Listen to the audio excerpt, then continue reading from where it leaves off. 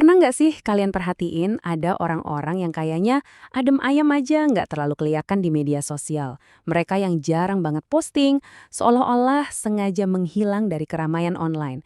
Nah, kali ini kita akan coba selami lebih dalam psikologi di balik pilihan mereka untuk diam dan kenapa itu justru bisa jadi kekuatan tersembunyi mereka. Oke, kita langsung aja ke pertanyaan intinya. Kenapa ya orang-orang yang kelihatannya paling tenang, paling sukses, paling fokus, justru milih buat nggak menonjolkan diri di dunia maya? Ini kan kayak sebuah paradoks di zaman sekarang. Dan jawabannya mungkin bakal sedikit mengejutkan kalian. Nah, disinilah letak kesalahpahaman terbesarnya. Kita sering banget berasumsi, seperti yang ada di kolom asumsi ini, kalau orang yang diam itu pasti nggak percaya diri, nggak sukses, atau bahkan antisosial. Tapi kenyataannya seringkali justru kebalikannya. Di balik kesunyian itu, ada ketenangan batin, ada fokus yang luar biasa, dan ada kekuatan sejati. Kita akan bongkar satu persatu. Yuk kita mulai dengan membongkar mitos yang pertama, tekanan sosial yang seolah-olah mengharuskan kita buat selalu tampil dan eksis di dunia maya. Ini dia nih, keyakinan budaya yang jadi akarnya. Kita seakan-akan hidup di dunia di mana kalau orang banyak pamer pencapaian, itu tandanya percaya diri.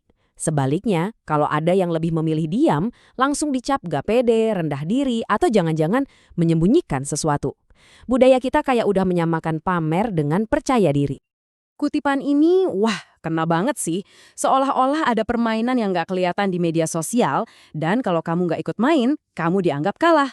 Padahal, bagi sebagian orang, justru dengan tidak ikut bermain, itulah cara mereka untuk menang. Oke, sekarang kita masuk ke inti pembahasannya.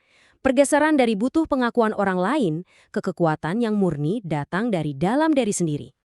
Ini dia pesan utamanya. Coba deh kita renungkan bareng-bareng, kalau kamu benar-benar yakin sama diri kamu dan apa yang kamu kerjakan, apa kamu masih butuh tepuk tangan dari orang lain setiap saat? Nah, bagi mereka yang kita bahas ini, jawabannya adalah tidak. Yang menarik adalah perubahan fundamental dalam pertanyaan yang mereka ajukan ke diri sendiri. Fokusnya itu geser banget. Dari yang tadinya mikir, oke, hari ini pamer apa ya ke dunia, jadi lebih ke dalam. Gimana caranya hari ini aku bisa jadi versi diriku yang lebih baik? Ini adalah pergeseran dari sekedar performa ke pertumbuhan yang otentik.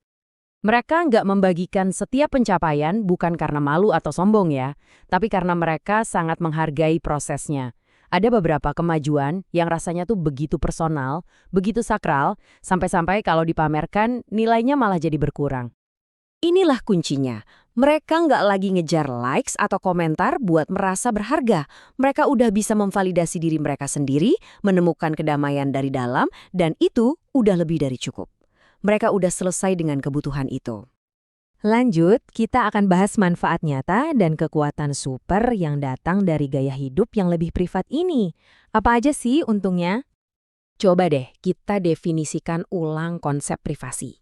Privasi itu bukan berarti menyembunyikan rahasia atau sesuatu yang negatif loh. Anggap aja privasi itu sebagai sebuah batasan yang sehat. Sebuah alat strategis untuk melindungi aset kita yang paling berharga, kedamaian pikiran dan energi kita. Dan manfaatnya? Wah, nyata banget. Batasan ini, seperti yang bisa kita lihat, menjaga kedamaian mental kita, menghemat energi kreatif yang gampang terkuras, melindungi fokus biar nggak gampang goyah, dan bahkan bikin hubungan kita dengan orang lain jadi lebih tulus. Intinya, ini mencegah hidup kita jadi sekedar konten tontonan buat orang lain. Ini metafora yang kuat banget. Di saat orang lain melihat kesunyian sebagai sesuatu yang kosong atau ketinggalan zaman, mereka justru melihatnya sebagai ruang kerja atau studio pribadi. Di dalam ruang sunyi itulah mereka membangun, berkreasi, berlatih, dan bahkan bebas untuk gagal tanpa perlu takut dihakimi dunia luar. Slide ini nunjukin perbedaannya dengan sangat jelas. Di satu sisi, ada mitos tentang terlihat produktif cuma ngomongin rencana. Di sisi lain, ada realitasnya, yaitu benar-benar produktif dan fokus menjalankan rencana itu. Ada perbedaan besar antara tampil sibuk di depan orang dengan benar-benar sibuk berkarya dalam diam.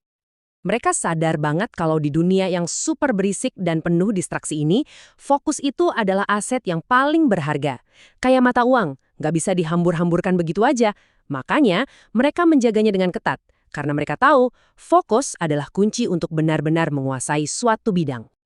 Nah, ini poin penting banget buat meluruskan kesalahpahaman. Mereka itu bukan antisosial, bukan berarti benci sama orang. Justru sebaliknya, mereka sangat menghargai interaksi sosial, saking menghargainya, mereka jadi sangat selektif. Mereka menyimpan energi sosial mereka yang terbatas untuk lingkungan kecil, untuk percakapan yang mendalam, dan hubungan yang benar-benar tulus. Sekarang kita sampai di bagian akhir yang paling memberdayakan, yang akan mendefinisikan ulang apa sih artinya menjadi kuat di era digital ini. Metafora ini keren banget ya. Ini menggambarkan kemandirian mereka. Mereka nggak merasa perlu ikut-ikutan tren atau mengejar pengakuan dari kawanan. Mereka cukup percaya diri untuk membangun jalur mereka sendiri. Bahkan kalau itu artinya harus berjalan sendirian untuk sementara waktu. Jadi, poin krusialnya adalah ini. Mungkin tindakan paling berani di zaman sekarang bukanlah dengan berteriak paling keras, tapi justru dengan berani menarik diri dari semua kebisingan itu.